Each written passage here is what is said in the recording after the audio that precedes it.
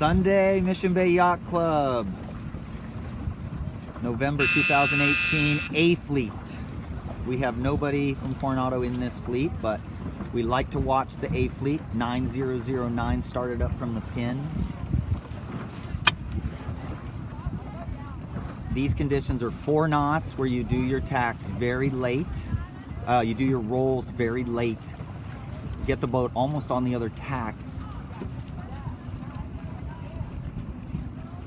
That's Pete Bush out there, got off at the pin end. So I would assume if I was watching this start, if I was a B fleeter, that I would be starting more towards the left middle because Pete's winning and he was in the left middle of the line.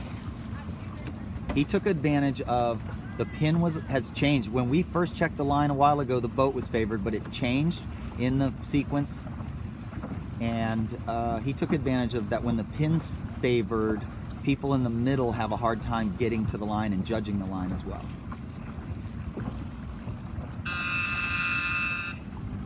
Race 1 for B fleet.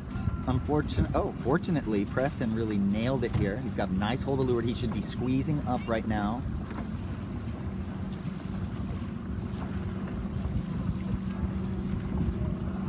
They don't do the 3. This is not a 30-second system. This is a watch system now. When you get to the C1 fleet, they don't do the 30 seconds, 20 seconds whistle signal. So you got to have a good watch. Now, if the black boat's not over, Preston, you need to be going up. Okay, little too much rudder. Overall, good job though. Our cardinal starting rules are slow before the start. Slow, slow, slow. And then somewhere in there we accelerate and we go fast, fast, fast. But we do not want to be going fast at 1 minute, at 30 seconds. We want to be going slowly. If we're going fast, it means we're going to run into the leeward boats. Now, Tommy, we didn't watch the first race. You're over trimmed there, but we didn't watch the first start and see Pete Bush win the left middle. So we did see that the boat was favored 5 minutes ago, but now the pin's favored. So you got to pay attention to the A fleet. Pete Bush and all those guys are good sailors. They're giving us a bookload of information just by watching the start. There you go. Preston just crossed Tommy. Preston started more down the line. These boats out here are all crossing. So that was all the start. The pin end is, whoa, look at the flag right here. Wow, we are getting a very big shift, it would seem. I don't think these boats look headed. I don't think Preston looks headed. But anyway, the pin was favored for that start. So you can see that the furthest left boat's crossing Tommy easy. Now Tommy just has no choice but to go left. The wind is more southwest today. I'll get my compass out and look, but I'm guessing it's 250 right now on the compass, which is 40 degrees left of yesterday or something. So left is usually better in Mission Bay, or less risky when we get more south-southwest winds. So this could work. C1 fleet. Race 1 on Sunday. We have Bella 9983 and we have Alex back here 7280, our St. Pete Exchange.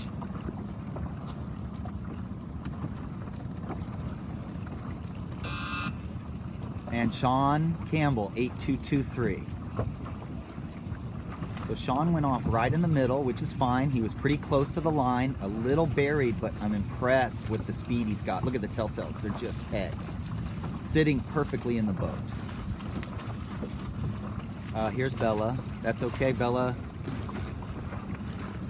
And you should probably roll out of there now. So that's definitely a place where 8910 is gonna die very quickly. There's no one to your right. You should just tack and get out. Hard to tell what wind shift it is when you're looking at lasers because they sail by the lee downwind most of the time. So it's hard to tell what shift it is.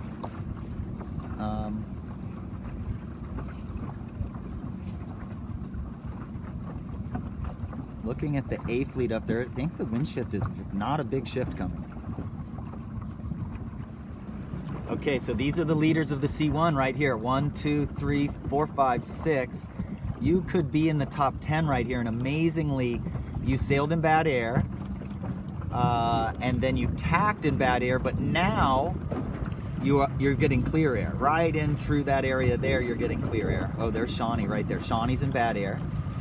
So again, guys, we got to be more careful. Sean should take a step up here. A step up is a tack when you get enough wind, or sometimes you just got to turn it. But he's got more wind. Oh, he should tack right there on that header.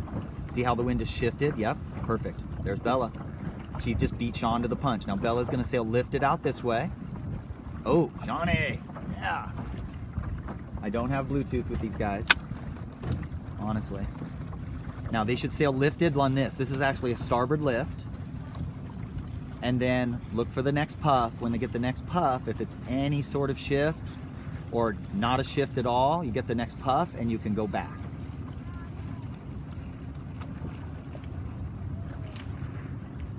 The A fleet's coming down all on starboard tack. That is a good sign for boats on this side. If we have everybody on starboard tack coming downwind, that's an indicator that the marks are in the wrong place, or it means that the shift is to the left.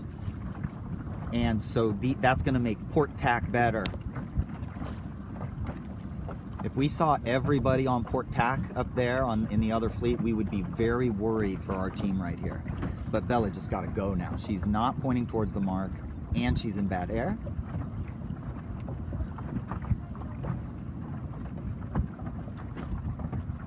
I actually think Tommy's doing okay out there. You see him out there? He's in Cornersville.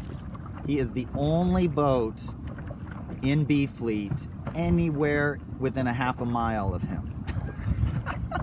That's what you call banging a corner. Here we go. Shawnee's slow right now, but he's going to start moving here. There's a puff right next to him. His lee board is not forward. Again, we talked about that with everybody before they left the dock, that we have to sail in these conditions lee board forward. It makes the boat go upwind better. I don't know why in these conditions. So that's the one change he needs to make after this race, and he will be probably 15-20 seconds a mile faster at least, maybe 30. I think that's Tommy around in second. Oh my God, I hope he doesn't fall in love with that tactic. That tactic only works if the wind does not shift. And if the wind shifted to the right on that beat, he would be last. So that's why that going all the way to the corner, but it worked this time. He's got a big gap in second. That is great. He finished the day strong yesterday with a 4.422 or something. And Preston finished the day with a 1.31. And here's Bella finished with a 3.11 in the last 3 races yesterday. She's in the C1 fleet right here. Her Traveler is too tight. She had to have her Traveler tight yesterday to keep her rudder in. She had a rudder preventer malfunction, so the Traveler, but you know, she won races with it. In light air with the main that tight, the boom's too far inside the corner, but it worked yesterday, and it seems to be working right now. Now, heeling like that causes too much windward helm, too much weather helm. So once in a while, let go of the tiller and see if the boat heads up quickly, just go a little flatter. Okay, it looks like you are doing well too. You look like you're in the top 5 as well, Bella. But you guys listened this morning. We talked about how the left should be better in this stuff, and I wasn't guaranteeing anything, but that's generally the tactic early in the day in San Diego when you've got this wind, what's called gradient wind. Sometimes we get what's called a Catalina eddy. That's not what happened today, though. Both those conditions, airing towards the left middle early, is barring some huge puff. Great job. C1's Shawnee just had amazing port tack speed. Sailed straight through the lee of 4 boats. He was in their bad air, and they tacked off, and he kept going. And now look at the gap he's got between him and 4th. That's Charlotte. She's a great sailor right there. Good sailor. 7.634. Looks like Bella is going to be 2, 4, 6, 8, 9, 10-ish. And that's fine. 2 bullets yesterday at the end. It's got a little cushion, just a little one. Oh, that means she just had to duck, so that's a good move. She's going to end up... Oh, that's going to cost a lot. Now, what we didn't do, Bella, I don't know if you can see that. Look at this again. When you go to a close reach, you have to ease. When you go to a beam reach, you have to ease more and fly your telltales as you do the duck. So look at the other boats so you don't hit them, but mostly look at your telltales and keep them flying. As you come down, you're going to be easing. As you head back up, you're going to be trimming. That's fine though. You did the smart thing. No foul over there. That was a good job. Now you got to kill it downwind, girl. Okay, that's a blue boat, A fleeter out there. There's first, no, Tommy's first. Here's Tommy. There's Preston, probably in third. Here's Tommy duking it out with this guy for first and B fleet, going to the finish line. I normally don't promote kids lying down, but Tommy has created his own little system here. This is Mark Gaudio style right here. It's really good because you can focus on your sail and just steering, and then you'll see he changes modes. He gets into his sit-up mode and he looks at the water, and once he gets comfortable, you'll see he'll calm down and cruise. And it's too much heel. He has too much helm right now, but he's trying. There, now he lies down again, relaxes. Oh, just a little too much motion, but he's not losing. The problem with heeling is usually you're gonna slowly drift into the boat to leeward. So what I would be doing right now is just reading my luff. I would look at it, I would ease your Cunningham just a little bit, and that looks pretty good trim. When I was fast, I'd trim a little tighter, and I'd see a little bigger wrinkle appear. When I'm slow, I just burp out the main an inch or two until the wrinkle goes away, the sail gets a little depth, and I relax and try to get moving again. Okay, there he goes. Now he's lying down again. Great job. Here's Preston in third.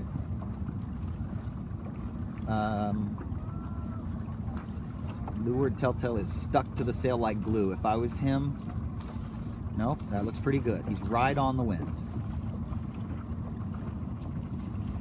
And then the only other boat that can get Preston is her, and I think he's got her. Left has been pretty good today. There you go, dude. He just out-patienceed you a little. Just remember, a second is just like a first. It's nice to win races, but by heeling to leeward so much, you side slip. Your leeboard and rudder do not hold enough lateral resistance, so you're actually sliding sideways more. And it's just slow death, okay? Here comes Preston, and he is almost bow to bow with her. If I was crossing her, I would see land appearing in front of, see how the hotel's appearing more and more and more? I'm making trees on her. If I was on a collision course, that hotel behind her would stay exactly the same. See that? Holding trees, holding trees. Wow, after all this time, it's coming down to this. And if 8958 can't make the pin, and Tommy can stay there, he wins. Oh, he's rolling him. He's got to be careful. Don't foul now.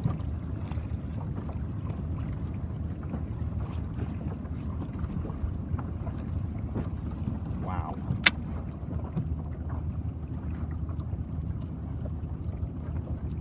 Oh, boy. I hope he's not fouling. Yes. Oh, here comes Preston. Full speed. Wow.